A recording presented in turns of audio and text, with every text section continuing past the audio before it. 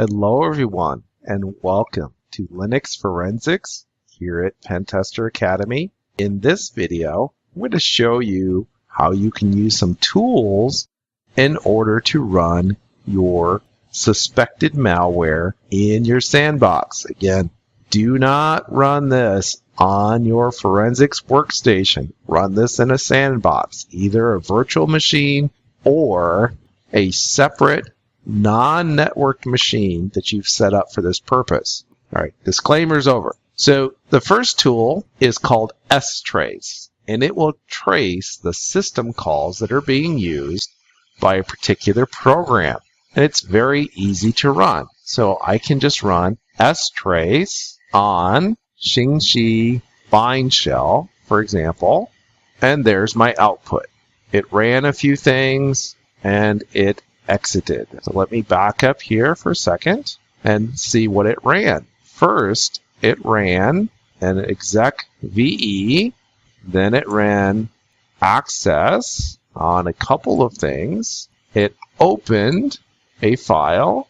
It did a file stat command, a memory map, and a close. So all of this is related to this shared library. The shared library is loaded. Here we have some more of the same kind of thing going on. Memory map functions are being called, memory protect functions, and some unmapping.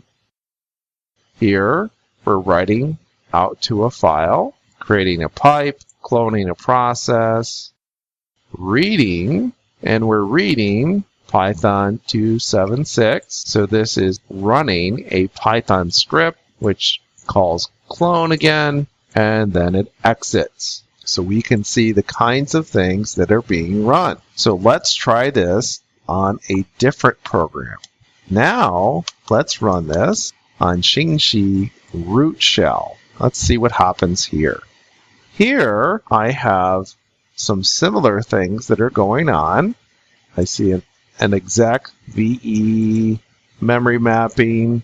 Files are being opened, closed, some more memory mapping going on. This is all setup information. And then at the end, what do I see? Write to file 1, which is standard out, a new line, then write wrong password. So I'm going to print out wrong password and exit. So why did that happen? That happened because this particular program requires a password that is passed in on the command line. Now, if you look at this in a debugger, as we will do later, you can see all those details.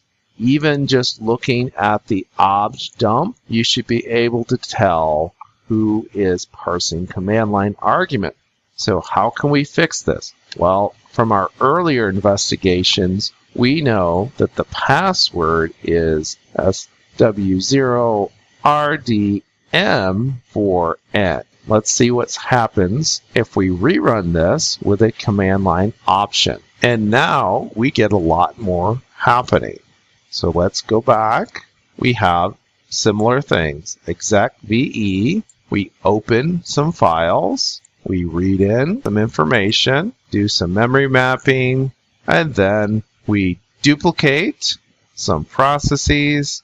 We register some actions, clone process, and we call wait. So now we had a totally different execution because in this case, we used a command line argument. We can try something similar with the reverse shell.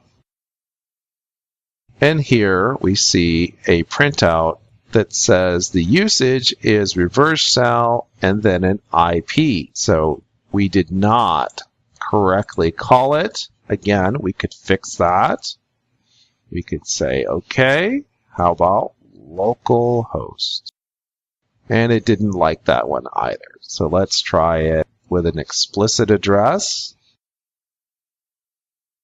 And that time it was happy. So again, we can trace through this. We see our standard exec VE, some calls to open some shared libraries, some memory mapping, a clone, and we exit. So we see just a couple of system calls in this case.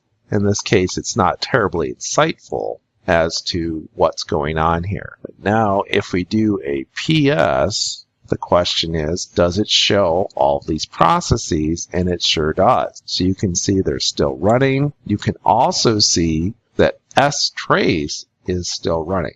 So why is strace still running? It's still running because these processes have not exited. So if I kill 2862, it tells me that 2865 is detached. So that is strace. Now, how does strace work? All it does is run the program you gave it with the command line arguments you gave it, and it prints out any system calls that are made along the way. Now, you saw in a couple of cases that the system calls were not very insightful. That is because of how the program was written. Some programs will use system calls extensively. Others might spawn a new process and do some things in a more direct manner, and you're not going to get as much information that way. But you're going to get something.